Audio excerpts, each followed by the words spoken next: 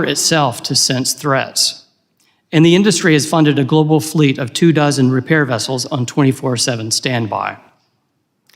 Crucially, the strategies built to defend against routine accidents will also help to secure the network against malicious attacks. However, there are critical gaps where government action is needed. First, designate a single point of contact. We need one federal lead with a dual mandate to shepherd new cable projects through the permitting maze and to build a coherent national strategy for resilience. Second, strengthen deterrence. Current penalties for cable damage date back to an 1884 treaty on telegraph cables, and they are woefully, almost comically, insufficient. Finally, help fast-track cable repair abroad. The global average delay to begin a repair is now a month and a half. Much of that is due to complex permitting in foreign waters. We need a diplomatic push to cut the foreign red tape that keeps repair ships at port. The industry has already demonstrated its deep commitment to cable security. It now looks to government as a partner to help clear the path. Thank you, and I look forward to your questions. Mr. Strong, thank you for your testimony. I too have a young one, or my oldest, away at college, and I do rely on the technology to communicate with her. I now recognize Mr. Botting for 5 minutes to summarize his opening statement. Thank you. Chairman Ogles, Ranking Member McIver, distinguished members of the subcommittees, thank you for the invitation to appear before you today to discuss the critical issue of subsea cable infrastructure security.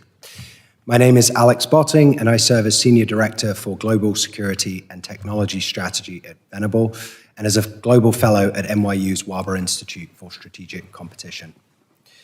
For the past decade, I've worked on issues at the intersection of digital technology, telecommunications, and security, promoting policies that will make foundational digital technologies more secure. Over the past 2 years, I've devoted considerable time to the issue of subsea cable security, and recently authored a white paper on the topic, Shoring Up Subsea Cable Security. My full testimony incorporates the key findings and recommendations from that white paper. If I could leave you with just 2 takeaways from today's hearing, they would be that 1, redundancy is resilience. If cables are abundant and repairs are swift, the impact of any incident is limited. This in turn significantly reduces the incentive for our adversaries to engage in sabotage. Accordingly, we should pursue more efficient and transparent approvals processes for laying and repairing subsea cables, while of course maintaining high security standards. Second, our investigations into disruptions to subsea cables today are insufficient. Roughly 70% of subsea cable disruptions are caused by human activity. Yet in almost all cases, we fail to investigate and determine whether the damage was due to negligence or malicious intent. If we believe that our adversaries may intend to engage in sabotage, we must develop the means to distinguish between accidental and intentional disruption and proactively investigate human-induced disruptions.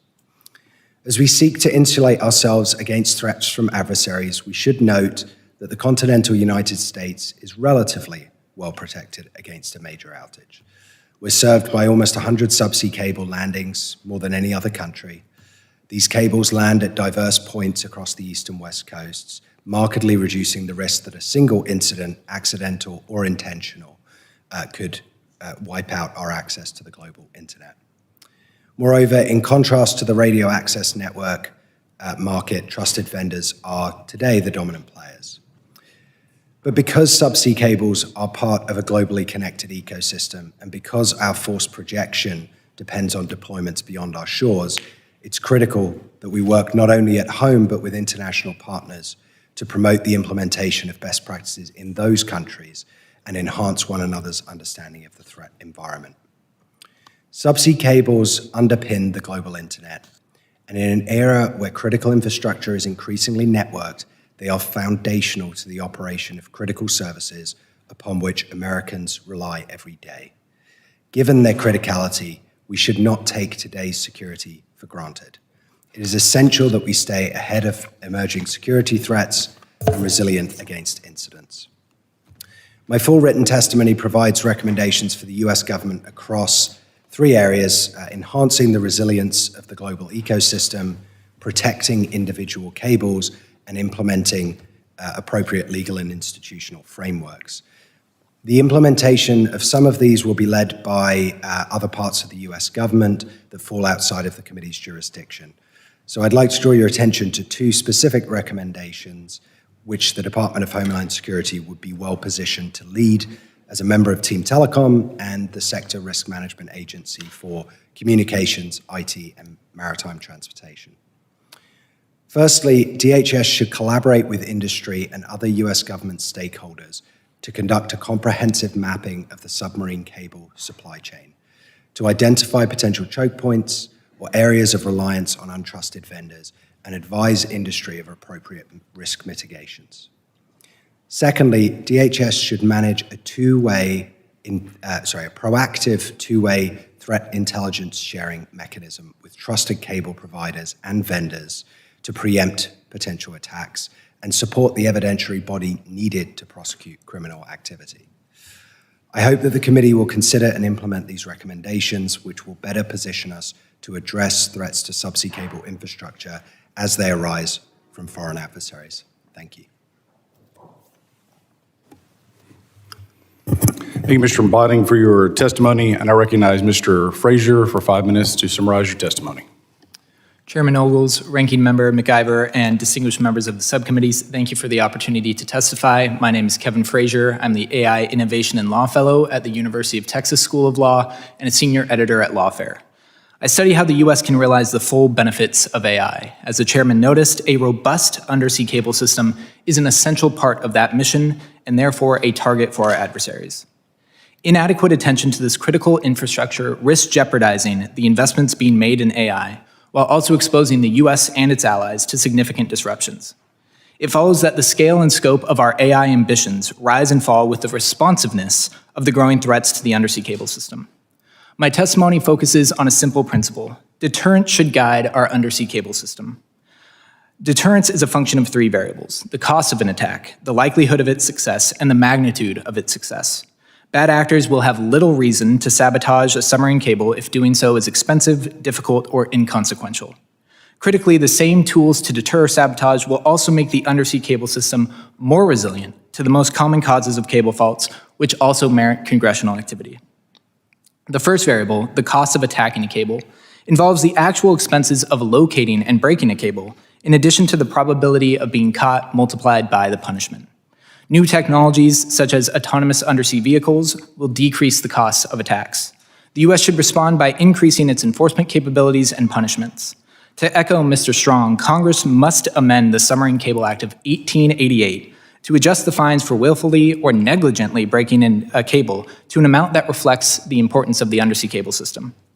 The current fines are $5,000 and $500, respectively.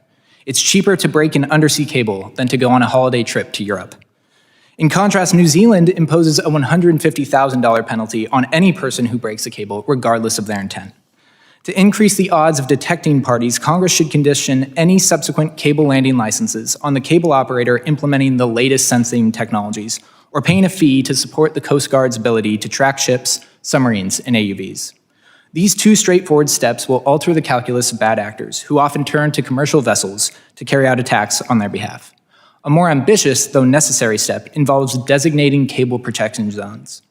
Such zones prohibit vessels from entering the areas where cable faults tend to occur, and assuming sufficient monitoring, ease detection and mitigation of threats. Looking to the second variable, as Mr. Botein notes, Congress can also diminish the likelihood of a successful attack by imposing heightened responsibilities on cable operators to lay more attack-resistant cables.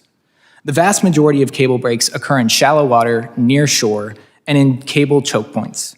Cable operators can implement several safeguards against such breaks. First, they can increase the armoring of cables. Second, they can bury cables at a greater depth. Third, they can adhere to minimum separation standards. And fourth, in the event Congress does create cable protection zones, operators can lay cables in those zones to assist with monitoring and enforcement. Each of these measures will frustrate efforts by bad actors to cause significant and prolonged outages. Operators that opt not to adhere to these defensive measures should face greater licensing fees. Finally, with respect to the third variable, in the event that a bad actor manages to break a cable, or in a worst-case scenario, several cables, deterrence calls for policies that ensure network redundancy and rapid repair times. A redundant undersea cable system includes a number of cables being laid along diverse routes. Congress should study various financial levers to support ongoing cable building, especially in regions that will see many cables be retired in the coming years. While hyperscalers race ahead with their own cable projects, the US has an interest in ensuring redundancy across the entire system. Every cable has 2 landing points. It's pivotal that the US and not China aid allies looking to increase their own cable connections. Most importantly, Congress should swiftly pass legislation like the Neptune Act that aims to bolster the number of cable repair ships. Across the global cable fleet, at least 15 maintenance ships will need to be replaced by 2040. If the past is prologue, foreign nations will likely develop those ships. Our cable operators should not have Chinese ships on speed dial to patch cables carrying our sensitive communications. This is and must be a problem solved by US ships and its allies. I applaud you all for studying the underappreciated connection between America's AI aspirations and the fragility of the undersea cable system. We cannot lead on AI if we fail to secure the seas. Thank you again for inviting me here. I look forward to your questions. Thank you, Mr. Frazier. Thank you to all of our witnesses. This is an incredibly important subject, and quite frankly, one of those handful of subjects in Congress that should not be partisan in any way, but rather bipartisan, because we are talking about the future of our country. Members will be recognized by order of seniority for their 5 minutes of questions.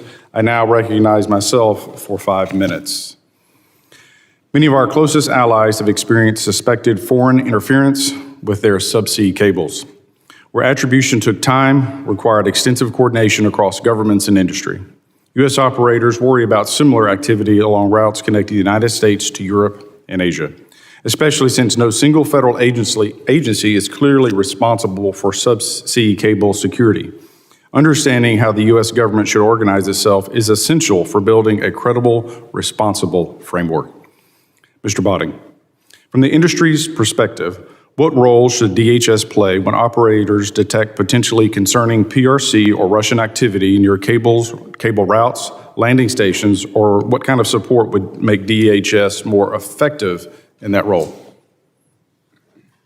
Thank you for the question. The main thing that stands out to me is cable operators obviously have access to a certain set of information through operating those cables, but they don't have a holistic view of the adversary. The US government has access to what could potentially be a lot of valuable information that could help them to make appropriate risk determinations about potential future activities by adversaries. And so I think it's essential that we establish a two-way threat intelligence sharing mechanism that ensures that appropriate people within those companies, depending whether that has to happen at a classified level, it could be people with security clearances, it could happen at the unclassified level, that they have access to information about the latest and greatest threats emerging from adversaries. This isn't sort of pie in the sky, this concept of two-way threat intelligence sharing. Our allies over in Australia are implementing something similar at the moment for systems of critical SOCI, systems of critical infrastructure, I believe it is. Anyway, they are requiring that companies report incidents, but also creating a mechanism for voluntary sharing of information by critical infrastructure into the government, which the government can then enrich with their own intelligence and share back out with critical infrastructure so that they are responding to the latest and greatest intelligence as far as the threat profile. For me, that is one of the key things that DHS specifically, I think, would be well positioned to facilitate. And it should be noted, we have similar type of cooperative agreements with nation states, whether it be the Five Eyes, Seven Eyes, 14 Eyes groups. Obviously, these are private companies, and so different protocols would be needed, but that being said, your point is well taken. Dr. Cronin, based on recent cable incidents in Europe, what lessons should guide U.S. planning for attribution, public communication, and multinational coordination when foreign interference is suspected? Well, thank you, Mr. Chairman. And I am struck by the commonality in the recommendations across the panelists. And First, how greater resilience can help to protect these cables and also to deter. If adversaries know that any attack is going to cause minimal disruption, that should reduce their incentive to do it in the first place.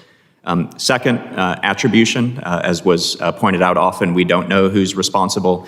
Even in these cases of the Chinese attacks against Matsu Islands and these recent cases in the Gulf of Finland, questions about was this intentional, was it deliberate or not, and so having better information to attribute the source and of the attacks would be helpful. And then third, an ability to hold those responsible accountable. In this case of the Gulf of Finland, Finland tried to prosecute the seafarers and the Finnish courts throughout the case. And so if there's going to be no consequences for these kind of attacks, it obviously makes it easier for adversaries to continue. So I think those are the three areas where we need to focus.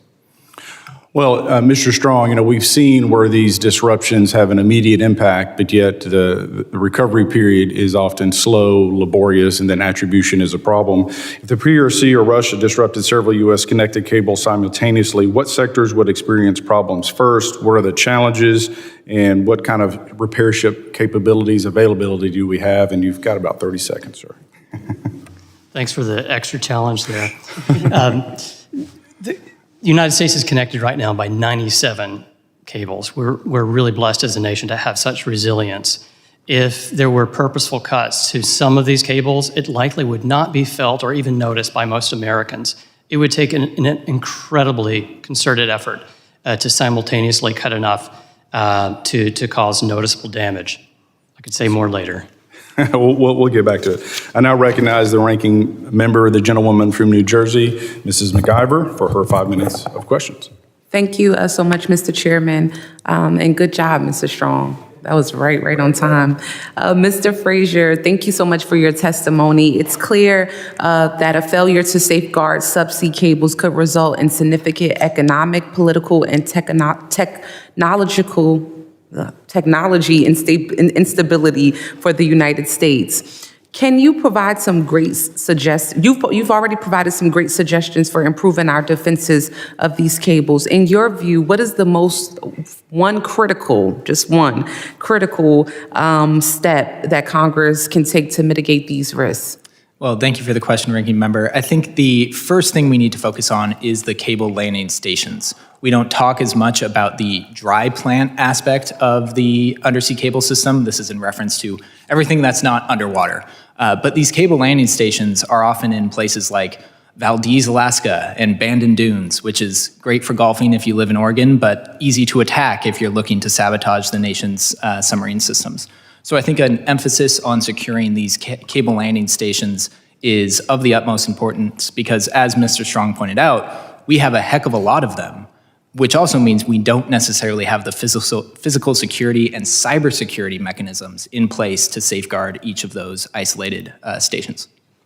Thank you for that. And I would open it up to each of the witnesses of what you think the number one step Congress could be taking at this point. Whoever can jump in, it's fine. Well, I think one that's maybe most relevant to this committee is the role that Department of Homeland Security and the Coast Guard can play. And, we don't like fragmentation in national security policy. We saw the dangers of fragmented intelligence before 9/11. And right now it seems like there are several different parts of government that have some responsibility here. So I think making Department of Homeland Security a coordinated hub to address this challenge could make sense. And then also, Congress, you can mandate that the executive branch develop strategies to deal with an issue. I would recommend that you task the executive branch with coming up, and Department of Homeland Security coming up with a U.S. government strategy for dealing with subsea cable security. Thank you, Mr. Cohen. So I think some of the things we've talked about so far are essentially reactive or in nature, very defensive posture. I think we also need to think about being proactive, and that follows on with what you just said, Matthew. I really love learning about cables, but something I'm even more passionate about is college football. I don't know if any of you are representatives are big football fans, but the one thing I hate is when my team pushes past the 50-yard line, stalls out with the 4th and short, and what do? They punt. To win the game, you have to score points. Right now, we're really ahead in the game. 80% of all intercontinental data flows through the United States, but that's down from 97% 20 years ago. And we also have a lot of cables that give us a lot of resilience, but the industry, from what I can see, is running into a lot of permitting issues.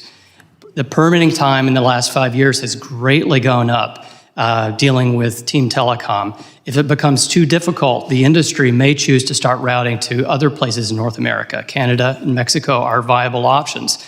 As an American citizen, that scares me. I think what we do need is one agency that is a champion of cables, not in their own right, but realizing that cable security is national security. We need more resilience and someone in the executive department that will help usher through these new innovative plans. Thank you. And I'd like to reinforce that point. A specific statistic, I believe the time for cable approvals has gone from around 1 year, around 12 months, to about 3 years. We are seeing fewer and fewer entities willing to invest in subsea cables globally, to a point where today it's a small handful of companies, typically the sort of hyperscalers, who are laying cables. In that environment, we are not driving towards abundance. And abundance is our real strength here. If we have more cable capacity than we need, then we can afford to have incidents on individual cables, and we reduce the incentive for adversaries to engage in sabotage on those cables. So completely agree. I think some level of reform and greater efficiency and creating a single point of contact around that is very important. Wow, thank you so much for that. With that, Mr. Chairman, I yield back. Thank you, Ms. McIver. I now recognize the gentleman from Texas, Mr. Luttrell, for his 5 minutes. Thank you, Mr. Chairman. Mr. Strong, make sure I close out with you on that permit conversation, okay? Mr. Body, shoring up and securing our cables at the classification level we have in this room currently, which is not one, so our conversation is going to be kind of delicate here, okay? I have not read your publication yet, but I'm looking forward to doing that. But can you explain to me what you mean by that? My colleague sitting to my right now, I have a fair bit of experience with undersea cables from our previous career, so I'm very interested in what you're about to tell me, I think.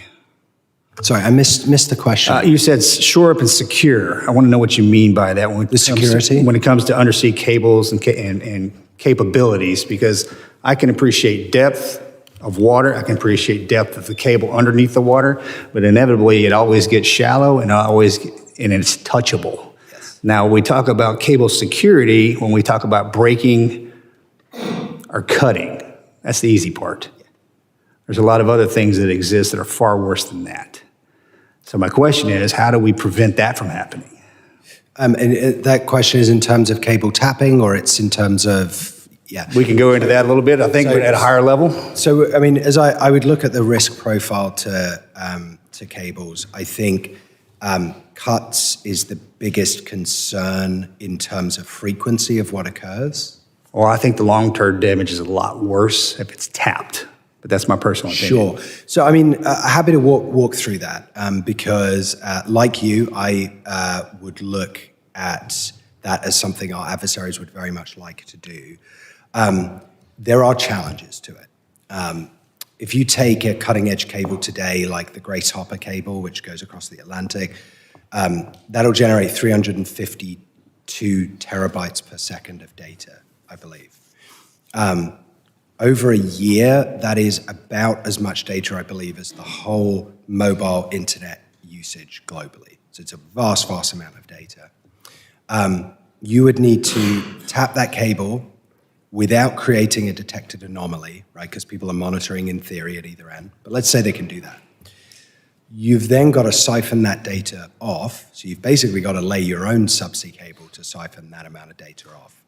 And you've then got to store it somewhere in data centers that we did a bit of back of the napkin kind of estimations would probably be, those data centers would take up several times the size of a Central Park or something like that. And it could be as much as, say, a third the size of Manhattan. So huge infrastructure, possibly billions of dollars. That's on the new cabling system. Correct, on a new cable. The older cabling system is still in use. Would have less bandwidth going through Correct, it, but also yeah. then less valuable to tap because you're getting access to less information. You then have to decrypt that information, which, most of the information travel is encrypted.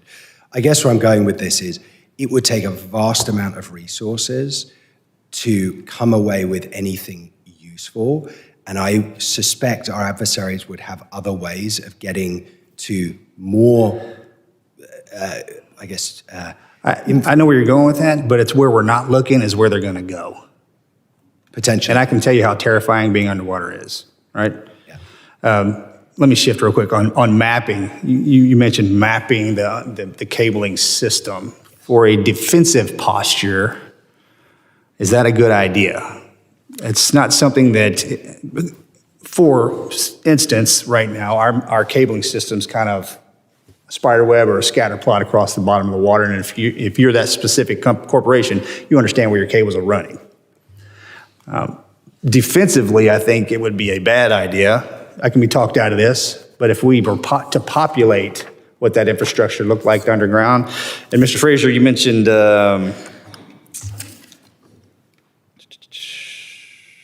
you said something about the same thing, where if we the cable areas that don't allow ships to go across just in case, and if we create that, that's kind of a bullseye. Right. For the nefarious actors. Thank you for that question. I think the cable protection zone is a blessing and a curse, right? There's a huge trade-off here of concentrating cables in any specific corridor, like we've seen New Zealand do, like we've seen Australia do, and Denmark. The benefit of that is it tremendously eases the enforcement burden, right? Instead of having cables laid across the entire West Coast, if you concentrate them in a narrower environment in terms of the actual enforcement and monitoring, that's made tremendously easier. But of course, that does raise... I think there's a good and a bad in there. Right, there's a good and a bad. I think it's important to note, though, that the vast majority of breaks are from anchors, Shallow water, nets, shallow ones. right? Yep, I got Those it. are the issues, and so that's where the real benefit of Okay, the zones Mr. Strong, I got to come back to you. I apologize. Thank you, Mr. Chairman. I will get back to you, sir, I promise. Unless Mr. Crane helps me out on it. Thank you, Mr. Luttrell. I now recognize the gentleman from Virginia, Mr. Walkinshaw. Thank you, Mr. Chairman. I just want to dig in a little bit, Mr. Strong, and then maybe others want to weigh in on the permitting process. And someone mentioned a 3-year process, and obviously the process isn't you fill out an application and drop that application off with one agency and your permit is approved 3 years later. So can you give us the summary of what that permitting process might look like for an entity hoping to lay a new cable? And then I want to try to talk through how could it be streamlined? Sure, there's a whole industry attached to the cable industry just for permitting. I'm not a permitting expert. From what I understand, you usually have to go through municipal entities, state entities, and the federal government. I think that's what your question is, the federal. You would first file it with the FCC, who would refer it to Team Telecom, which is an interagency with working group with DOJ as the head, DHS and DOD. The problem with the permitting that we've seen is that the government obviously wants to make sure these cables are secure, but there's a complicated interagency process with each one has their own duplicative, at times, requirements, and they're able to stop the clock on the permit to ask more questions. So whereas things were 100 days 10 years ago to expect an answer back, there was one cable that had to wait 908 days. And that injects a lot of risk, economic risk in building these cables. You don't know if the government is not being sort of precise and reliable with its timelines, it's confusing to the industry. And a number of you have recommended DHS as a coordinating agency or entity, and it's your hope that DHS could help more quickly cut through that interagency process to speed things up. Well, I think what we need is an agency that recognizes the need not just to secure a cable, but that securing all cables is what gives us national security. And that means more of a sense of urgency to assist the industry to build more protection. Right now, the DOJ is leading the charge. They require individual cable operators to submit national security agreements, NSAs. These are secret, so anything learned by that cable company can't be shared by other cable operators. It's very confusing. So essentially instead of a coherent national policy, what we have is 1,000 different rules by fiat, by Team Telecom. This is at a time when France has a coherent seabed strategy, Italy, Norway, United Kingdom, even Russia does. As far as I can tell, the United States doesn't really prosecute that kind of strategy. And Mr. Frazier, you're chomping at the bit here, I can see. And you've written about, I think it's still a proposed FCC rule. How far would that rule go if adopted, and what other actions are necessary to speed up the permitting process? Yeah, thank you for the question and for the pun, chomping at the bit. Well done. So I think that it's critically important that we look also to the state level here. So most states are operating under delegated authority under the 1953 Submerged Lands Act to exercise control over the 3 nautical miles extending from their respective baselines. Some states have relatively straightforward permitting processes. Some states don't have really any established permit process to begin with. And then you have states like California, which has the California Coastal Commission and the California Lands Commission. Both of them conduct independent reviews at different stages, which add about 2 years to that permitting process. So if I were in your shoes, I think looking at the FCC's common role in narrow preemptions for sort of critical infrastructure development like we've seen in the 5G space is something we could emulate here.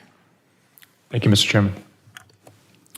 Thank the gentleman from Virginia, Mr. Walkinshaw. I now recognize the gentleman from Arizona, Mr. Crane. Thank you, Mr. Chairman. I want to say thank you to the panelists for coming. Today in the Homeland Security Committee, we are talking about undersea cables. This isn't a topic that gets thrown around at a lot of dinner tables here in America. And it is actually a very important topic because, as you gentlemen have described in your opening statements, what the vast majority of the data that we send across the world goes through these undersea cables. Is that correct? And satellites can't quite handle the load. Is that correct? If these undersea cables are sabotaged or damaged, right? Now, when I was doing a little research, and maybe you guys can correct me, but while I was doing some research, the research that I did showed that most of these undersea cables, when they're sabotaged or intentionally damaged, are done in shallow water, about 200 feet of water or less. Is that correct? So there are things that we can be doing to make sure that we're protecting this critical infrastructure. Mr. Kronig, can you go into some of the things that we can be doing to protect this critical infrastructure? Yes, and I think we can learn some lessons from how our allies and partners are dealing with this. So we have seen that NATO set up this new Baltic Sentry mission with aircraft, ships patrolling these areas using unmanned systems as well. We have seen a decrease in these incidents since they've started that. So, you never know, is Russia deterred or did they just decide not to attack? But there is a pattern there. Similarly, Taiwan has stepped up its patrols using the Coast Guards in some of these incidents. It seems that maybe the incidents are decreasing. And so I think for the United States, the Coast Guard has a role to play here, and obviously within Department of Homeland Security. So having the Coast Guard do more patrols near vulnerable areas, and my colleagues can speak to this, but there are some areas, Oregon, New Jersey, New York, where there is a concentration where they could focus their efforts. Outside of just increasing patrols, though, Mr. Strong, is there a way to harden these cables and bury them deeper, which make them harder to access? Yes, there is. The industry has undertaken that over the last several years. The standard had been burying at 3 meters, around 10 feet, and now it's going down to 9 meters, I believe, or at least it's tripled. And as the effect of that has been that over time, the number of faults over the last 2 years has remained constant or actually slightly gone down. And this is at a time when the industry has actually put in 50% more miles of cable in the water. So essentially what we've seen is a big success. The number of incidents per cable mile has greatly decreased. Can you tell the American people who, like I said, probably don't talk about this over the dinner table, how many cables are we talking about here? There are almost 600 in the world right now. About 100 connect to the United States. Another 34 are connecting to the United States in the next 2 to 3 years. Thank you. How long does it take to repair one of these cables that gets damaged? And how much does it cost? Well, once you're at station, it takes 1 to 2 days to actually repair the actual cable. The problem is getting the permits, if you can believe it or not. That is the number. You have to get a permit to repair one of these cables? Not if it's at high seas, but if it's in territorial waters, you sure do. And sometimes it can be duplicative permits.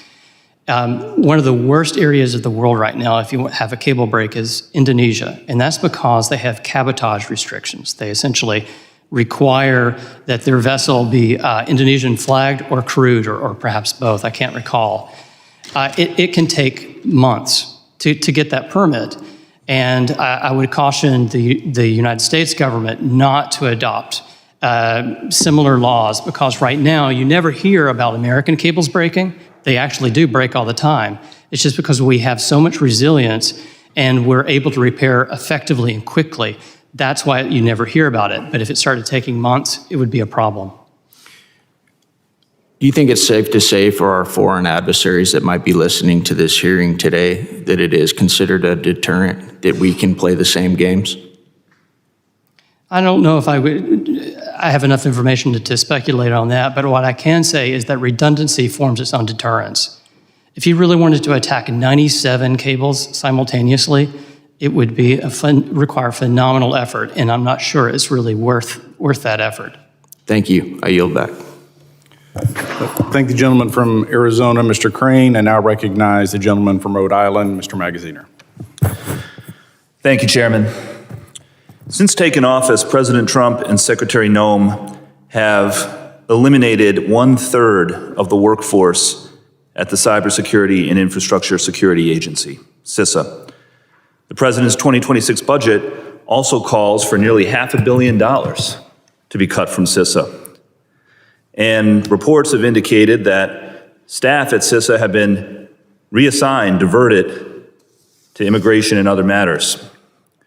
These actions weaken our cyber defenses and undermine federal collaboration with industry and critical infrastructure organizations. The administration has cut or withheld hundreds of millions of dollars in funding for terrorism prevention. Highly trained counterterrorism analysts are being diverted away from investigating terrorist groups to focus on other work. Daily intelligence reports to top officials about terrorism and other threats are being directly impacted by the diversion of resources. As our adversaries like Russia and China intensify their cyber attacks on the U.S. telecommunications system and our critical infrastructure, the administration instead is focused on deporting children with cancer, United States veterans who served our country honorably. Even American citizens have been detained, green card holders, sending armies of masked men to terrorize neighborhoods. A 4-year-old U.S. citizen child with cancer is not a threat to the security of the United States. Attacks on subsea cables are. So why is the administration diverting resources away from addressing real threats to our telecommunications infrastructure, to other critical infrastructure, and instead focusing on deporting children and grandmothers and landscapers and other people trying to make a living? It doesn't make America more safe. We need to refocus on real national security threats, including the threats that we are talking about today. Mr. Frazier, do funding and personnel cuts at CISA weaken our ability, impact our ability to detect and deter threats to subsea cables? Thank you for the question, Mr. Magazine. I think there's a real need to make sure that we have a workforce that's scaled to the threats we're facing on a daily basis. As we've heard from a number of the panelists The number of cables is going to increase over time. The interest in upsetting and perhaps tapping into just a fraction of those cables is going to increase. And so making sure that we have a workforce that's able to handle the increased volume and potential attacks is of paramount significance. I'd also note that there are deeper or perhaps even less popular topics to discuss with respect to the workforce efficiencies we're seeing. Cable repair ships, it's not a job you hear a lot about. You don't meet a cable repairman very frequently at Subway or wherever you go. And so making sure that we are training the next generation of folks to staff those maintenance ships is another area of critical importance. Yeah, I'm glad you touched on that. You know, I come from Rhode Island, where we have a growing and thriving industry in underwater technology, including autonomous systems that I think are very relevant in this space, and we need to continue to invest real resources in this area. Again, just to the point of investing to protect ourselves from the actual threats, not deporting kids. I'll ask any of you, I mean, has the administration, I haven't seen it. I'm glad that our committees here, our subcommittees here are addressing this issue, but has the administration communicated to any of you any sort of a comprehensive plan for how the federal government is going to work with industry to address these threats? Yeah, see, you don't have to answer. I think the silence says it all. So again, I mean, this is about making sure that we as a government are focused on where our greatest threats are. And this is one, no doubt about it. I read all of your testimony. I think it's important. I think it's insightful. We absolutely need to be prioritizing this space. And I hope that the administration will listen. With that, I'll yield back. I thank the gentleman from Rhode Island, Mr. Magaziner, and also want to thank your comment regarding strategic planning. And I think this is an important conversation that we're beginning, and remind the gentleman this is just the beginning. And I look forward to working with you on this issue and coming up with real solutions. And I recognize Mr. McKenzie, the gentleman from Pennsylvania. Absolutely. Well, thank you, Mr. Chairman, and appreciate the fact that we are holding this hearing and focusing on this important topic in Congress. And it's very important that we as members don't get sidetracked and chase the shiny objects all the time, instead of actually focusing on the issue that is at hand and right in front of us in a committee like this. So do want to ask the testifiers and the members of the panel here today, what exactly is the role of the private industry participants that are out there, and then their interplay with the federal government? I suppose I could start. I would say that the cable industry, the private industry, is the first line of defense for the national security of these networks. They're the ones who first detect faults, then they are required to notify the FCC, which shares the information with the Coast Guard and DHS. Then the industry itself is expected to repair the cables, which is what happens. The industry's been around for about 150 years, and it's accustomed to failure. It's a fact. Accidents happen all the time. And so they've come up with multiple strategies for defeating this, not just denial or hardening the asset, but deterrence but with cooperation with other seabed users, detection technologies that I would like to talk about with you, Mr. Luttrell, and several other strategies as well. Now, the multiple companies that are in the private industry focusing on this type of work, is that what leads to the redundancy and resiliency for America, or is it multiple points of connection, or both? Can we talk about that? It's everything. There are multiple companies, fortunately, so there's a lot of competition in that space. There are multiple cables. There are multiple landing points. And I'm sometimes asked what I worry about the most about a single point of failure. There is no single point of failure. There's no kill switch for the American internet. Trusted vendors are installed for the most sensitive equipment on these cables. But the areas of the landing station has been a concern of the industry. On the U.S. East Coast, just 10 years ago, so many cables were concentrated in the New York, New Jersey area, and they've spent billions of dollars of building landing stations up and down the East Coast since then. Conversely, the West Coast is a potential problem. There's more herding of cables there.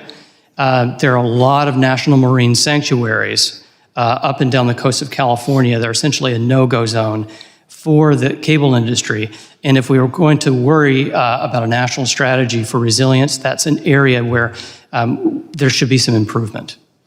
And so what I'm hearing, though, is that the private industry, that their role in this subsea cable space is actually a huge benefit for us, probably a competitive advantage to other countries around the world that don't have the technology companies that are doing this type of work in this space. So that's something we want to continue to foster. We don't want to impede that kind of private sector activity. But there is, you're saying, a potential space for the federal government to step in. So in a national strategy conversation, is it something that we should be looking at from a government perspective on the whole, or just in targeted areas where there are problems? Well, I'm a law professor, so I have to answer it depends. And so I think if you look at different components of the undersea cable issue, we'll see a different makeup of where we need to see private actors taking the lead and the government taking the lead. To start, I would recommend that for the FCC licensing process, we need to see resiliency planning as a part of that application. If stuff does hit the fan, who are these cable owners going to turn to? It's still the case that we have Google, Meta, and other of our hyperscalers turning to ships owned by China to repair their cables. And we've seen proposals, for example, to ban Chinese-affiliated entities from laying, maintaining, repairing U.S. cables. I think that's a wise position to take because the odds, for example, of China, when they're repairing a repeater, installing some malicious add-ons to that, we don't know just how high or how likely that may be. And so I think having an explicit ban on Chinese intervention on this piece of critical infrastructure makes a lot of sense. Great. Well, thank you. I see my time is about to expire, but I appreciate the point of rebuilding and bringing back American shipbuilding. That is critical to our national security in so many areas, not just here with the subsea cables, but appreciate you raising that today. And again, thank you all for being here today. I thank the gentleman from Pennsylvania, Mr. McKenzie, and I recognize the gentleman from Louisiana, Mr. Carter. Thank you, Mr. Chairman, and thank you to our witnesses for being here today. Protecting our subsea cable infrastructure is critical to national security and to our U.S. economy, which increasingly relies on online markets. These lines are the quiet backbone of modern economy, and because they're largely invisible, they're easily taken for granted. But foreign adversaries do not take them for granted. Nations like China and Russia have developed specialized vessels and undersea capabilities designed to tap, disrupt, and sever subsea cables. They understand that interfering with these networks can undermine America without firing a single shot. Off the coast of my district in South Louisiana, the Gulf of Mexico provides a stark example of the importance of this infrastructure. Subsea cables support offshore energy platforms, vessels, and critical industrial operations hundreds of miles from land. A significant disruption could halt production, spike energy prices, and compromise safety systems. That's why DHS must elevate this issue to the top of operational priority. However, in a recent New York Times investigative report found that Department of Homeland Security under President Donald Trump has reassigned large numbers of agents, including those from wings of Homeland Security investigations that investigate child abuse, exploitation, human trafficking, terrorism, and transnational crimes, to focus primarily on immigration enforcement and mass deportation efforts.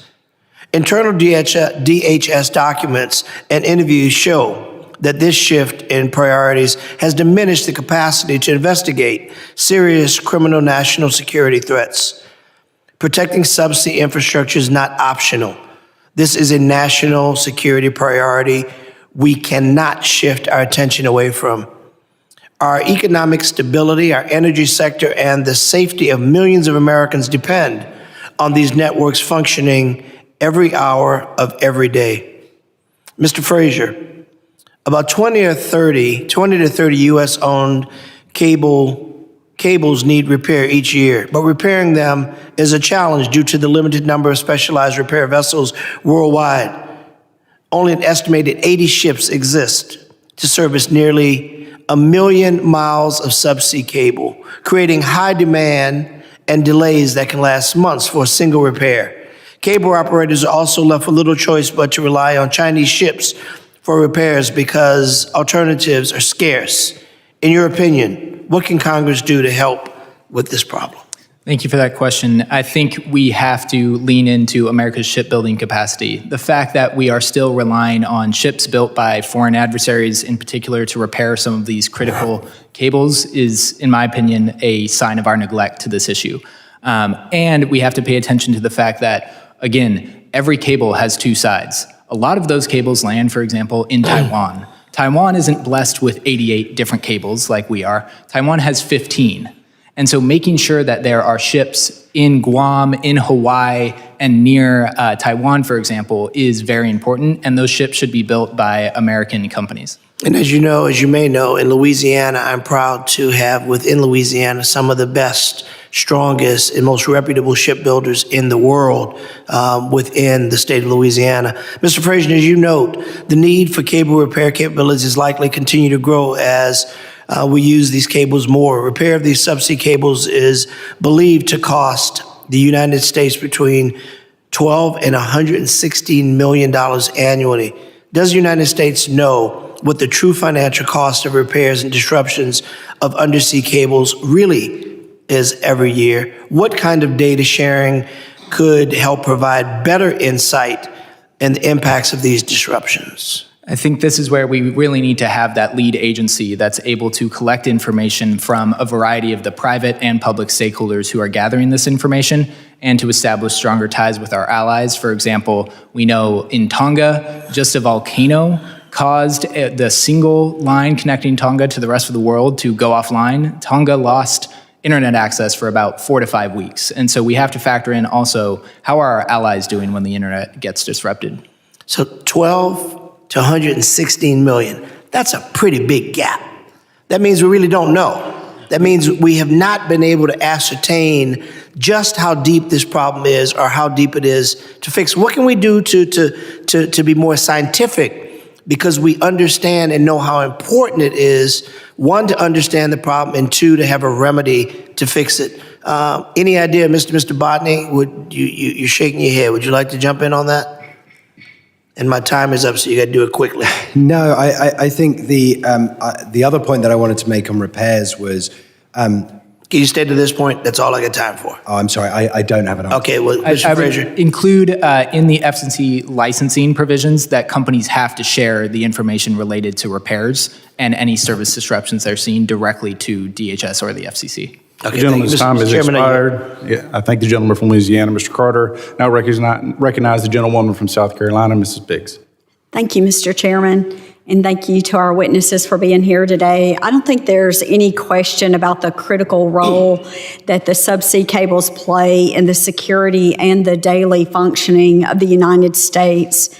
Yet responsibility for protecting these assets is fragmented across multiple federal agencies with no single entity clearly designated as the federal lead.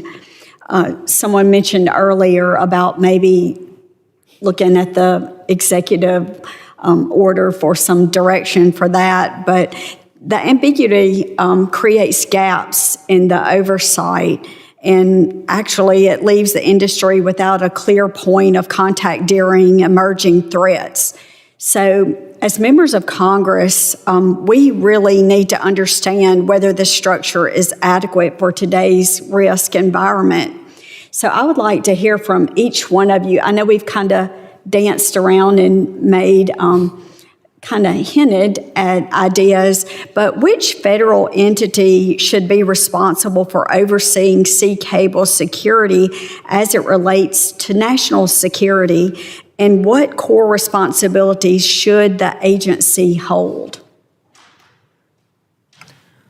Well, I think you're right. Fragmentation is a problem. Having a single hub to coordinate subsea cable security would make a lot of sense. And as I said in my opening testimony, I do think the Department of Homeland Security could make sense for that. Yeah, I'd say across two specific areas that the DHS will be well positioned. One is, as I mentioned earlier, the two-way threat intelligence sharing to make sure that industry has access to a more sophisticated understanding of the latest and greatest from our adversaries and what they might be intending to do. The second is we've talked about, concerns within the supply chain, perhaps repair vehicles coming out of, or vessels coming out of China. The supply chain's big, right? And most of these supply chains were developed at a time originally when China probably wasn't the biggest threat to the United States. I think we need to take a more holistic approach than just calling on one piece of the puzzle and have DHS work with industry to map that supply chain so that we understand it.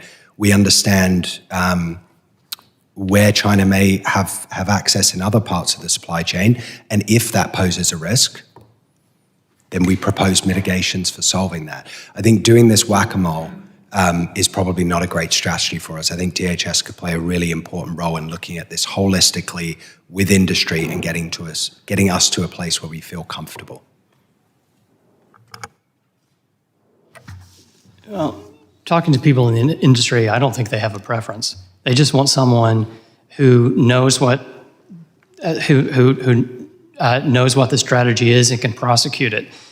DHS has been proposed a few years ago. A member of Congress I know proposed that NTIA take over leadership of Team Telecom. That could also work. But what we do need is something, like, as you said, is a holistic approach. Right now, I think supply chain mitigation is really well managed. Team Telecom has done an excellent job at that. Also, other strategies that would fall under the denial curtain of strategy of making sure that cable landing stations are hardened and then they're not letting in potential bad actors. That's already well covered under Team Telecom provisions. But that's only one aspect of protecting cables. To have actual deterrence, you need to have a policy to prosecute companies that are damaging cables. You need to allow the industry to innovate with detection technologies. And most importantly, you need to promote physical diversity of these cables. Right now, I'm not really seeing that a great deal. DHS did put out a study a couple of years ago promoting this idea, but as best I can tell, nothing's really happened on that. And I'll echo much of the same sentiments as my colleagues here. I do think the DHS can play a lead agency role in a lot of these domains. One in particular that I would encourage you all to think creatively about is you all have sponsored in the cyber domain bug bounty programs, for example. I would love to see a boat bounty program where we identify members of the shadow fleet. I think you can get a lot of folks who would be excited to help identify Russian ships flying under flags of convenience. And I would also encourage DHS to really lean into its role in terms of national emergency planning to assist in contingency plans in this domain. Well, thank you very much for your insight on that. And with that, I yield back. Thank the gentlewoman from South Carolina, Mrs. Biggs. We did run out of time with you, Mr. Carter, so I recognize the gentleman from Louisiana, Mr. Carter. Thank you, Mr. Chairman. I've got one quick question for each of our panelists. The reconciliation bill, which passed this summer, included billions of dollars in funding for DHS agencies responsible for detecting, deterring, and responding to threats to subsea cables. How should these agencies utilize these funds better to protect subsea infrastructure? Thank you, sir, and going back to one of my previous points, I think making sure that the Coast Guard has the resources it needs to do patrols is an important piece of the answer. I can't speak to the actual capabilities and whether they've been degraded or not, Representative Carter. But I do know that in other countries it's been shown that I didn't suggest it were degraded. I said there was additional funds that have been allocated. How can we better use them to ensure that we're protecting subsea infrastructure? Thank you for that clarification. I was thinking of your earlier question to another witness. What we have seen is in other areas of the world is that aggressive deterrence by military or police activity really makes a difference. We've seen that in the Baltic. There was a huge media frenzy about cable breaks in the Baltic. Finland, Sweden, and Estonia really stepped up efforts, and since then, there have not been any cable breaks. That's anecdotal, but it's possible. The actual last cable that has experienced a fault in the Baltic Sea was a Russian military cable. We've seen the same thing off the coast of Taiwan. Okay, so I don't want you to miss this great opportunity. I'm saying you just got a whole lot of money, and we're asking you to help us spend it. So I don't want you to look back at this at blew this moment. We want to make sure we hear from you, policymakers who are appropriating money to make sure that we're doing and hitting the spots that you think as experts need to be hit. DHS has a lot more money that is in the reconciliation bill. We want to make sure it's being spent in a way that experts think. So I don't want to put you on the spot, but I just want to give Mr. Botting a little bit of a runway on that. Certainly. Thank you, sir. Yeah, I would go back to, I think DHS should be the place where we do a comprehensive mapping of the supply chain.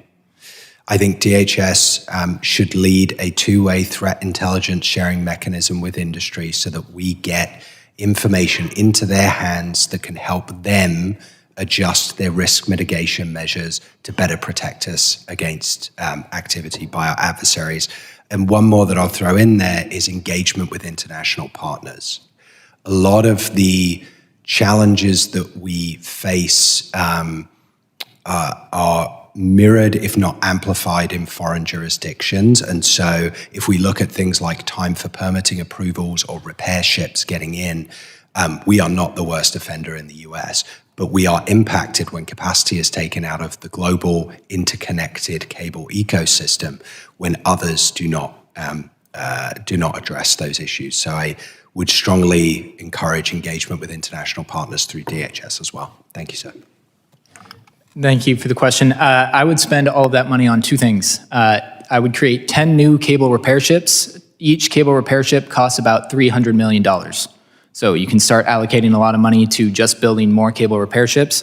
I would then use any remaining funds after that to begin to create the same sorts of drones. They're called XLUUVs, extra large unmanned undersea vehicles that China just paraded around in Beijing about 2 months ago. I think we need this similar set of drone capabilities that they're demonstrating undersea. I thank the gentleman from Louisiana, Mr. Carter, and for your follow-up questions. I welcome Mr. Fong to the Cybersecurity Subcommittee, and I recognize the gentleman from California for 5 minutes. Thank you, Mr. Chair. Thank you to the witnesses. Thank you for the hospitality, and certainly excited to be part of this critical conversation on the cyber infrastructure subcommittee. My first question to Mr. Botting, it was alluded by my colleague from Texas, but the PRC continues to expand its technical capabilities for intercepting and collecting global communications data, including data that travels across these subsea cables. Given the PRC's rapid investment in quantum computing and its known practice of harvesting encrypted data for future exploitation, what steps should the United States and our allies take to ensure that the data moving through subsea cables remains protected, not only today, but also against future decryption attempts that could enable state-sponsored cyber operations years or decades from now? Thank you very much for the question. And certainly, it is not that I'm dismissing that threat out of hand by any means. It's that as I look at it, it is a very technically challenging way to get access to information. And I think certainly if we look at the cybersecurity domain, they've proven themselves very adept at getting access to information through other means. Is a very important point, though, that part of the kind of scenario I walked us through earlier was the idea that a lot of the data is encrypted, right? If we get to a point where China has a quantum event and is able to far easily decrypt that information, again, that would change the risk profile. And I guess two direct answers to your questions. One is we need to be ready to make that transition so that our financial transactions or other sensitive data are being transmitted with quantum-resistant algorithms ahead of the point in time when China is able to decrypt it. So that is an important thing that we drive forward. I think that needs to happen primarily with the data owners, not on the cable itself, because if it's on the cable itself, then you create a single point of failure in the system, where if they tap it on a terrestrial cable, it's not encrypted. If they tap it on the subsea cable, it is encrypted. And so you just redirect their efforts somewhere else in the system. It needs to be encrypted before it's sort of traversing the cables and the global ecosystem. So yeah, I think that is something that's important for us to work on, and that this committee could potentially help to drive forward. Thank you very much. To Mr. Strong, over the past 2 years, and it's been alluded by some of the other witnesses, several cable breaks near Taiwan have demonstrated how vulnerable the region's communications infrastructure is to both accidental damage and deliberate interference. And these cable systems, as mentioned, not only carry Taiwan's domestic internet and phone traffic, but they also carry and support a substantial volume of transit data that moves between the United States and key markets in Asia. If the PRC intentionally disrupted cable segments near Taiwan, what would the immediate effects to the United States be? What would we experience in terms of slowed cloud services, delayed financial transactions, and interruptions to routine commercial data?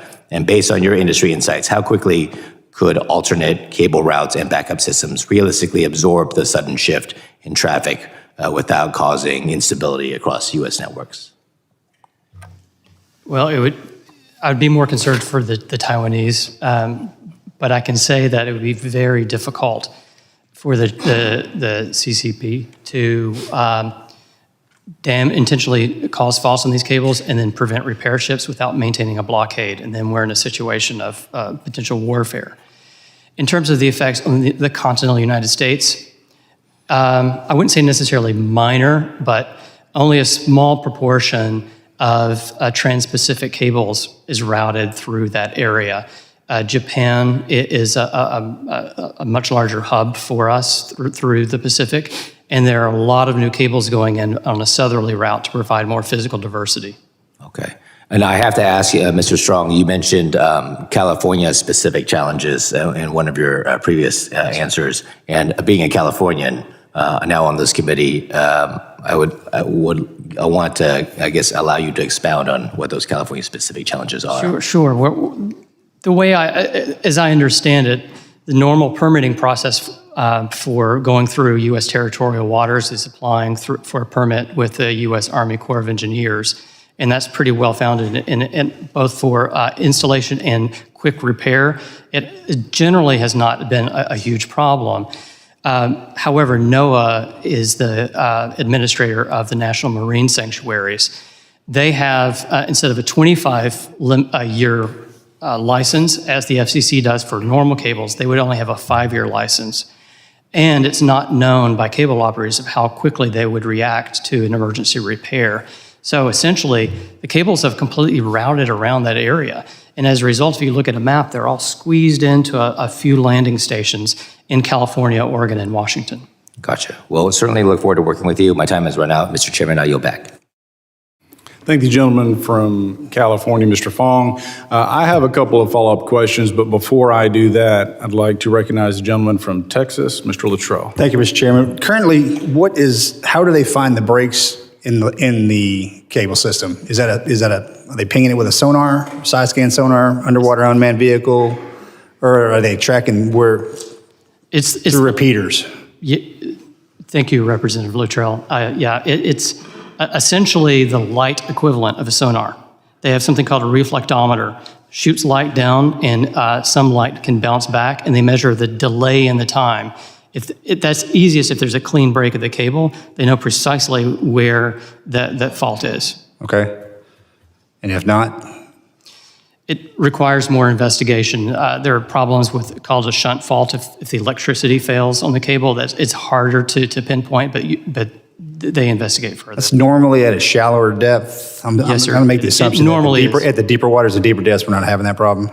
Less than 10% are at high. Any sort of vehicle unmanned tracking these cable systems to find breaks or faults before we have a loss? So that's a great question, detecting things before. And this is an incredible new technology, if you don't mind me just telling you for a moment. So you were talking about U.S. SEAL activity or other activity that hypothetically could cut a cable. Before, there was no way to hear that. You can use automatic identification system to see where a ship is, but you can turn that off.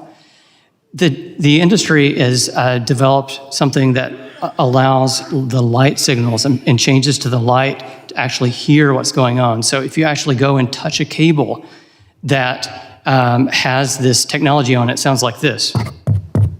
You can actually hear it. You can also hear ships that are dropping the anchor near the cable. It's a remarkable new technology, but the industry is kind of afraid of adopting it widely because they don't know how that is going to be permitted. It could greatly complicate the permitting process. So if we want the industry to adopt this incredible new technology, we need to give them a little bit more assurance of what would be allowed. All right, thank you. Thank you, Mr. Chairman.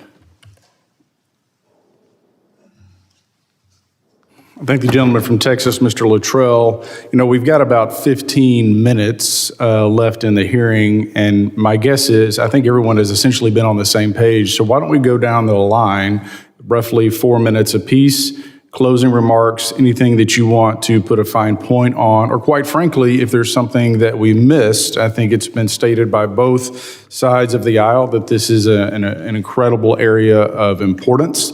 It's going to require bipartisan cooperation and, quite frankly, a lot of strategic planning because we have both vulnerabilities here in the continental, under the sea, and then, of course, with our foreign partners. So, Mr. Kronig, I'll begin with you. You're recognized for 4 minutes.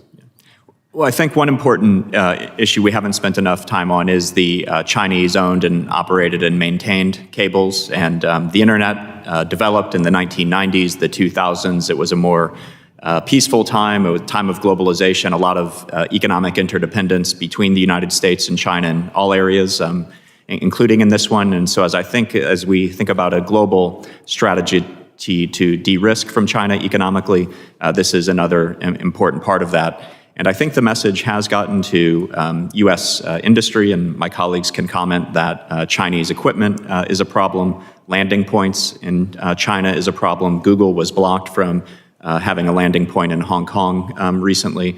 And so I think there are going to be costs to efficiency because of that, but it is worth it for national security. And this gets back to this point. Industry, I think, is an asset for us.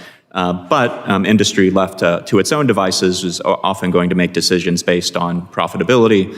And so I think the U.S. government does have an important role to play in national security. And even though we're relatively protected here, our allies in the region do depend more on Chinese owned and operated cables. And so that is something to be aware of and does get back to this espionage point. China doesn't have to tap into our cables if they're operating them themselves. So I'll stop there. Thank you. I think I'll use a few minutes to address a couple of questions that were left unanswered. And I hope both will provide some comfort to the committee. First of all, Representative Luttrell asked me to convince him otherwise that mapping the infrastructure is not dangerous. Well, some things can't be hidden, and cables are one of those. If you think of other critical pieces of infrastructure, roads and bridges, do you think it's a good idea to classify those? Well, no, we economically need them, and we'd be running into them if we didn't know where they were. The same goes with the electricity grid. The first thing you do when you bury a line is notify and map where that is so that there's less risk of electrocution. The same goes for submarine cables. The cable industry works very closely with the fishery industries to let them know where those cables are. Otherwise, the numbers of accidents would go way up over time. And it would also make it more difficult to discern what is malicious versus what is an accident. We'd be so overwhelmed with accidents. My company does collect a lot of sensitive data. We don't show, however, the specific location of the cable landing stations nor the specific location of the cables. We don't provide that, at least to our normal clients. The second thing that I hope is a little bit of comfort is I think there might be a misconception that the United States relies on Chinese repair vessels. That's simply not the case. We do rely on repair vessels from friendly countries, NATO partners, Japan, Korea. There are a handful of ships in the sea that are Chinese flagged and operated. The United States does not tend to use those, and in fact, U.S. operators have commitments with Team Telecom not to use those for repair. And in fact, the only place where those ships operate are in the South China Sea and the coastal waters around China. So it's really not, that aspect doesn't scare me as much. That is being handled right now. And I think what I would just close with is that this is one of those rare opportunities or moments where the private sector is almost completely aligned with the public need. The last thing cable operators want is a cyber intrusion on their cables, so they have heavy cybersecurity, and the last thing they want is physical security. So they've already committed a lot of money to protect the cables, and I think they're really looking forward to having a continuing and more open dialogue with the government on how to move that forward. Thank you. Thank you, Mr. Strong. Mr. Botting, closing remarks. I recognize you for 4 minutes. Thank you, Chairman. Equally want to address a couple of points that we didn't delve into too deeply here. One is on repair capacity. One aspect we have not talked about is what is the scenario in which we are needing rapid repair capability across multiple cables. I should say we in the US or partners internationally with whom we're interconnected. We had an example in the Red Sea where Houthi rebels were shooting at ships, and a ship had to drop an anchor, and that anchor sliced a whole bunch of cables. Commercial repair ships are not going into that scenario to repair those cables. And so I do think there's a question, if we believe that an adversary is going to engage in sabotage on our cables, the government needs to work with industry to figure out when a commercial vessel's going in and when is it potentially the US Navy or some other part of the US military that's going in to repair these cables. That kind of scenario planning, if you believe that that eventuality is a possibility, is incredibly important, and I would encourage the US government to work with industry on that. Secondly, I want to re-emphasize a point I made in my opening remarks.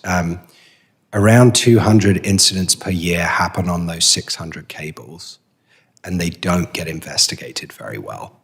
And that leaves a huge opportunity for adversaries to engage in gray zone activities, cutting cables, and just say, sorry, it's an accident, it happens all the time. We need to get better at investigating those incidents and understand why they happened. There are perfectly normal, benign reasons why it happens. Being out at sea, you get, very bad weather, things like that, you need to drop anchor. It will happen to some extent, but we actually need to find out if that is what happened, or if a member of the shadow fleet went through, dropped its cable, and intentionally sliced key cables in the Baltics, for instance. So I agree. I think a lot of our allies in the Baltic Sea are doing great work in starting to push that forward and actually seeking to prosecute some of these things. To the point made earlier about cable protection zones, it's a reason why I'm skeptical about cable protection zones, because you are concentrating your risk, and the only way to offset that is to very actively investigate and prosecute when somebody does something bad in that cable protection zone. And we're not seeing a lot of people doing that internationally at the moment. Finally, I just go back to my 2 recommendations specific to DHS. We need a two-way threat intelligence sharing mechanism to ensure that the private sector is aware of threats and particular tactics that adversaries may use.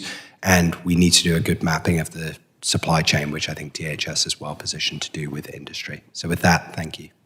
I do believe the gentleman from Arizona has a follow-up question, so I'll go to you, Mr. Crane. Recognize you for 5 minutes. Thank you, Mr. Chairman. As I'm thinking about this topic and how to defend our subsea cables, one of the things that I'm thinking about is obviously we can harden the cables along our shores a lot easier than we can defend and harden where they go to, right across the sea to other countries, allies of ours. Have any of you guys done a cost analysis is it cheaper for us to actually harden these cables with everything that goes with that? Or is it cheaper for us to just build up our ability and our fleet to repair these cables? Mr. Strong. Yes, sir. Thank you for that question. About 12% of the world's cable mileage is buried, and that accounted for 60% of the time to lay it, or essentially the cost. It's hugely expensive to bury it. It's typically only done in shallow areas or areas with other seabed industries, like fishing. Now, you could mandate that it gets buried even further, but then you have to think through the economics of that. What is going to provide us more protection? If we say you bury it the whole way, that's the cost of 3 cables. I would guarantee you that you would have more resilience by building 3 cables rather than having one that is buried the entire way. I also don't know of the physical constraints on armoring a cable at deep sea. There are limits to the winch power on the cable, so as it's laid, and certainly if it were need to be recovered, it might simply be impossible. And finally, hardening always sounds like a great thing. And these cables, this is an actual cable. This is what it is at deep sea. Shallow end, you have steel armor around it, but really that's more to protect against environmental problems like rock chafing. Steel armoring around a cable is not going to stop an anchor. So you need diversity. That's the number one way to protect. Thank you. I yield back. Thank the gentleman from Arizona.